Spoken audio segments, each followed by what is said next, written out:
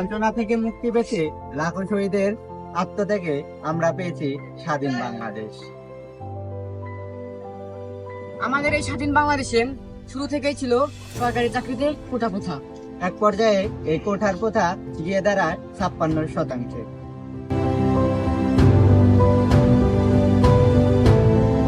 6 বছর আগে 2018 সাল থেকে 56% কোটার বিরুদ্ধে চলছিল কোটা আন্দোলন। 6 বছর আগে সেই আন্দোলন নতুন মাত্রা পায় 2024 এসে। 5 জুন হাইকোর্ট জারি করে মুক্তিযোদ্ধা কোটা বাতিলের পরিপত্র। রায় প্রত্যাখ্যান করে দেশের বিভিন্ন স্থানে বিক্ষোভ শুরু করেন শিক্ষার্থীরা। শিক্ষার্থীদের আন্দোলনের মূল স্লোগান হয়ে ওঠে কোটা না মেধা। 6 জুন আবারও বিক্ষোভ কর্মসূচি পালন করে ঢাকা বিশ্ববিদ্যালয়ের শিক্ষার্থীরা। 2 দিন বিরতি রেখে 9 জুন আবার বিক্ষোভে নামে শিক্ষার্থীরা। 30 জুন পর্যন্ত শিক্ষার্থীরা সরকারকে সময় দেন। 1 জুলাই থেকে শুরু হয় লাগাতার কর্মসূচি। ঢাকা বিশ্ববিদ্যালয় থেকে শুরু করে বাংলাদেশের বিভিন্ন বিশ্ববিদ্যালয়ে শুরু হয় জোরদার কোটা বাতিল আন্দোলন। 5 জুলাই শিক্ষার্থীদের বিক্ষোভে আঘাত হানে পুলিশ প্রশাসন। এরপর 7 জুলাই থেকে শুরু হয় দেশে অরাজকতা পরিস্থিতি। জুলাই বিক্ষোভে সর্বপ্রথম আঘাত হানা হয় নারী শিক্ষার্থীদের উপর।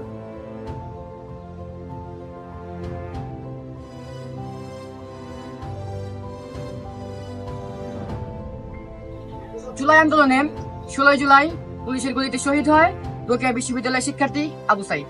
তার একদিন পরে 18 জুলাই পুলিশের গুলিতে আবারও শহীদ হন মীর মাহফুজুর রহমান মুগ্ধ।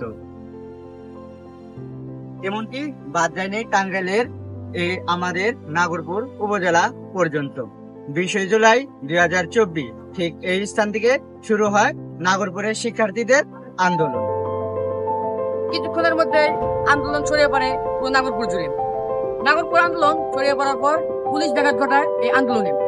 আন্দোলনে পুলিশ লাঠি চার্জ থেকে শুরু করে গুলি পর্যন্ত করেছে শিক্ষার্থীদের উপর। জুলাই আন্দোলন ধীরে ধীরে চরম থেকে চরম পর্যায়ে পৌঁছাতে থাকে। আবু সাইদ ও মুগ্ধ ছাড়াও শহীদ হন বাংলাদেশের আরো অনেক শিক্ষার্থী। তবুও থেমে থাকেনি শিক্ষার্থীরা।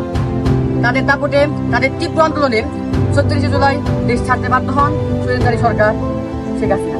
তাই আন্দোলন আমাদের শিক্ষা দিয়েছে আমরাও পারি ইতিহাসকে বদলে দিতে, যদি আমরা সবাই মিলে ঐক্যবদ্ধ হই অন্যায়ের বিরুদ্ধে।